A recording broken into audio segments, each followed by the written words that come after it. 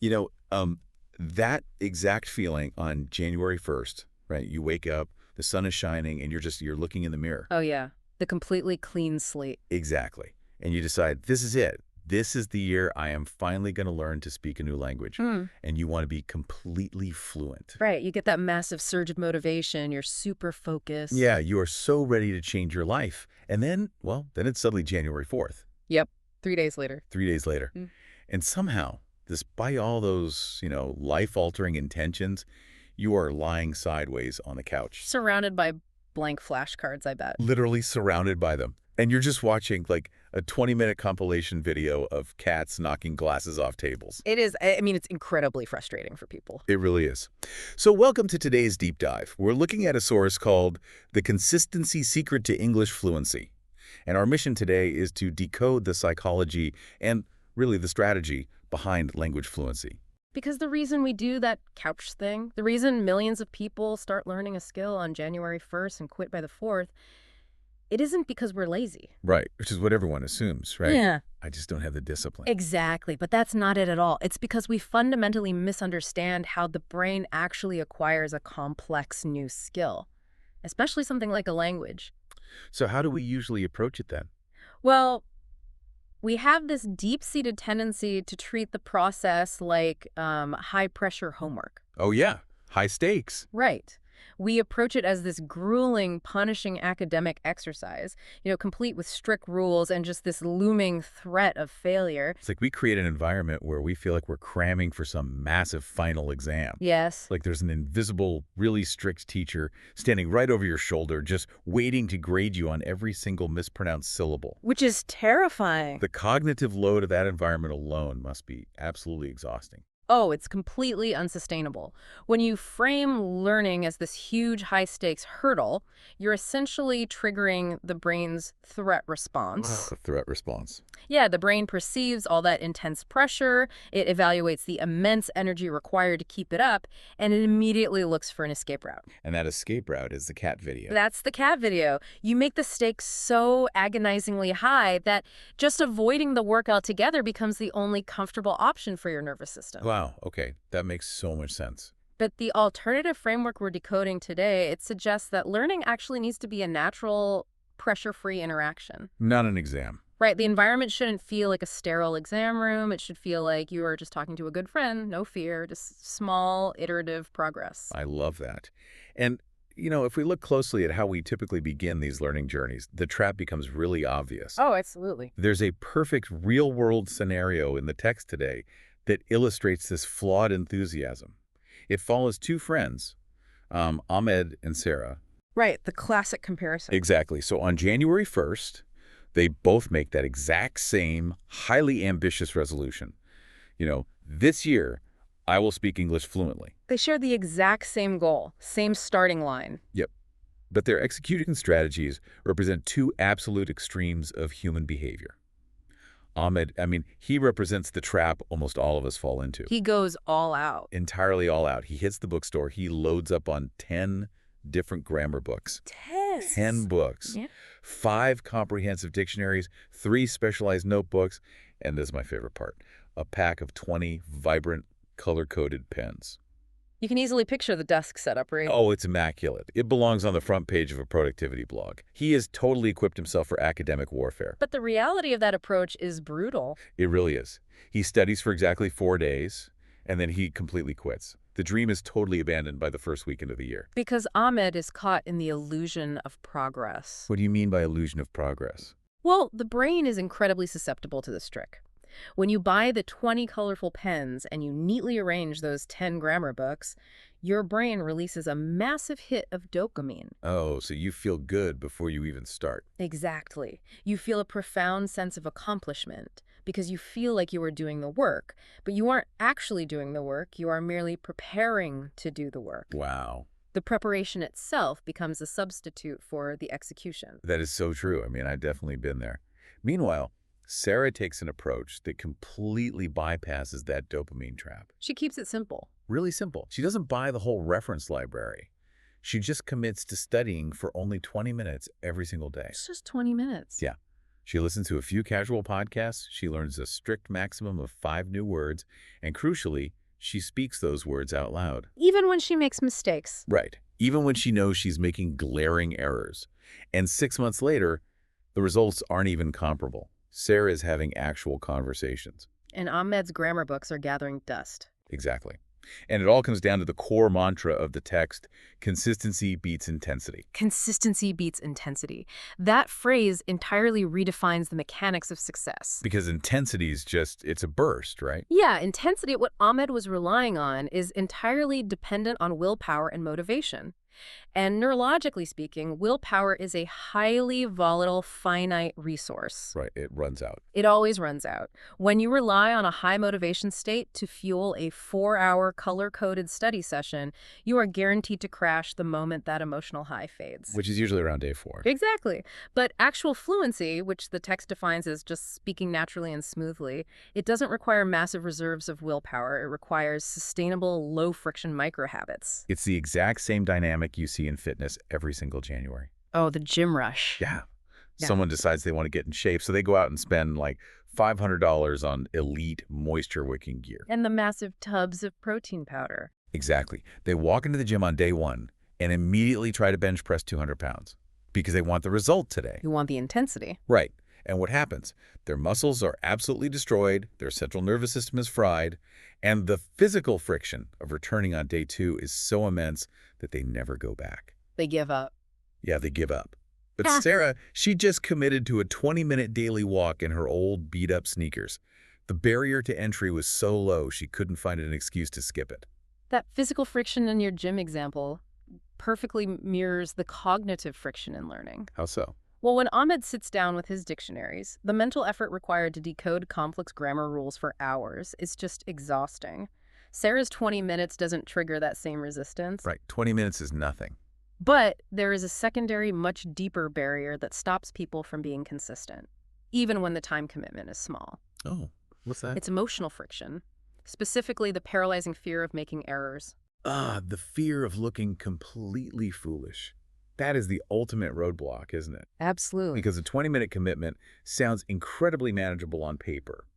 But if you spend those 20 minutes feeling incompetent and embarrassed because you're mispronouncing words, you're going to avoid it tomorrow. Which is why it's so vital to demystify what actual real-world language use looks like. We hold ourselves to this impossible standard of textbook perfection. Right, we want to sound like a news anchor. But native speakers don't even operate on that level. The text highlights this comforting fact. Even native English speakers frequently don't understand other native speakers. Oh, that's so true. They use the wrong tenses, they rely heavily on slang, they restart sentences midway through, and they constantly use filler words to buy time for their brain to catch up to their mouth. So language isn't like some perfect, sterile computer code that native speakers compile flawlessly 100% of the time. Not at all. It's just a messy, organic tool for transferring a thought from my brain into yours. That's exactly it. The overarching goal is communication, not flawless execution. When you over-index on rigid grammar rules, you completely lose the thread of actual connection. Which actually reminds me of this great joke from the source material about this exact pitfall. Oh, the road sign joke? Yeah. So a student shows up extremely late to class, and the teacher is furious, right? Demands an explanation. Naturally. The student calmly says it was because of a road sign they saw on the way. The teacher asks what the sign could possibly say to make them an hour late. And what does the student say? The student replies, the sign said, "School ahead, go slow." That perfectly illustrates the problem. Right. The student perfectly parsed the individual vocabulary words, understood the literal imperative command to reduce speed, and applied the rule flawlessly. But as a result, they entirely failed at the real-world application of the message. Exactly. They missed the whole point. They understood the syntax, but completely missed the semantics. When you treat language as a rigid set of rules to be strictly obeyed, rather than a contextual tool, you end up moving at a snail's pace. You completely miss the actual purpose of communication. Exactly. But okay, let me push back on this a little bit. Sure, go ahead. I understand the danger of being overly rigid, but I have a major reservation about swinging entirely in the opposite direction. Okay, what's your concern? If we just throw out the pressure, completely ignore the fear of making errors, and treat learning like a casual chat with a friend where mistakes don't matter, aren't we running a massive risk of cementing bad habits? Ah, fossilization. Yeah. Like if Sarah's out there happily chatting away, repeatedly using the entirely wrong verb tenses for 6 solid months, Uh, my instinct says she's just hardwiring incorrect language patterns into her brain. yeah. How do we actually measure our progress if we're just having fun and making mistakes? That is arguably the most common anxiety for any adult learner, but the text provides a very explicit rule for self-assessment to counter this. Which is, You measure progress by refusing to compare yourself to someone else or to a textbook. Instead, you only compare yourself to the person you were yesterday. okay, relative measurement. Right. There's this mini conversation highlighted in the source where a learner is asked if they're fluent after 2 years. And they don't claim perfection. They just honestly say, not yet, but I am much better than I was last year. Much better than I was last year. I like that. And regarding the bad habits, mistakes aren't permanent flaws permanently recording in your brain. As the text states, mistakes are actual proof that you're learning Because you're trying. because you're generating data. Ahmed is terrified of mistakes, so he isolates himself in a completely controlled environment. He never gathers feedback, so his progress halts. Right? Sarah makes dozens of mistakes every day, but because she's engaging, the real world gives her feedback and she adjusts. I see. So the mistake isn't a bad habit forming. It's a necessary step to figure out how the language actually works in the wild. Okay, so we've dismantled the psychological barriers. Okay. We know willpower's finite. We know why daily consistency like Sarah's 20 minutes is vastly superior to Ahmed's manic intensity. Right. And we've reframed mistakes as proof of learning rather than humiliating failures. Which is a huge shift. It is, but the real question is how we translate all this theory into an immediate practical application. We need a blueprint. And the source material provides a very specific challenge at the end to act as that blueprint. It's incredibly straightforward. Okay, let's hear it. 3 simple steps. First, learn exactly 5 new words today. Just 5. Just 5. Second, use each of those words in a sentence. And third, speak those 5 sentences out loud. 5 words, 5 sentences, spoken audibly. Yep. It sounds deceptively simple, but I really want to zero in on that final instruction, the requirement to actually speak out loud. The physical act. Yes, because despite everything we just discussed about lowering the stakes, vocalizing a new language is the ultimate hurdle for most people. Oh, the resistance is massive. People will happily read flashcards silently for 2 hours, but speaking aloud to themselves in an empty room for 2 minutes, it feels excruciating. I was actually trying to map out why that is, and it feels remarkably similar to learning an instrument. How so? Well, reading vocabulary silently in your head is exactly like reading sheet music. Oh, I like that. Right. You can look at the notes, you can understand the theory, and you can hear the flawless melody playing perfectly in your mind. Right, inside your head, you're a virtuoso. Exactly. But taking a breath and speaking those words out loud, that is the equivalent of actually sitting down at the bench and forcing your hands to press the physical keys on the piano. And suddenly it doesn't sound so flawless. The second you do it, you realize your fingers do not move the way your brain wants them to. The timing is off. It sounds clunky and totally disjointed from the perfection you imagined. That transition from theory to physical practice is a huge shock. Why is that transition so jarring, neurologically speaking? Well, the text connects this back to a brilliant quote. The expert in anything was once a beginner. Right. When you read silently, you sound perfect to yourself. But speaking out loud is the crucible, where theoretical knowledge becomes practical fluency. Every single fluent speaker once struggled with simple words and felt incredibly nervous. Every single one. Yes, the physical act of speaking forces you to confront the gap between your intellectual understanding and your physical capability. It shatters the illusion of perfection. So that auditory feedback makes our inadequacies undeniable. Exactly. And that discomfort is exactly why it's the most crucial step. Doing it daily is the ultimate manifestation of consistency beats intensity. You have to be willing to sit at the piano, play the wrong notes, and come back tomorrow. So when you look at the totality of this deep dive, the path forward becomes incredibly clear for you, the listener. It really does. If you want to succeed, you absolutely must ditch the Ahmed strategy. You know, that intense but brief burst of effort. Ditch the 20 colorful pens. Right. Leave the pens at the store. Instead, embrace the Sarah strategy. Commit to that 20-minute daily consistency. Make the habit so small you can't fail. Exactly. Okay.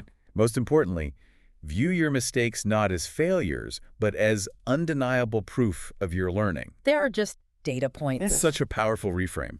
And the source material proves that consistency beats intensity when it comes to language learning, but it really makes you wonder. Wonder about what?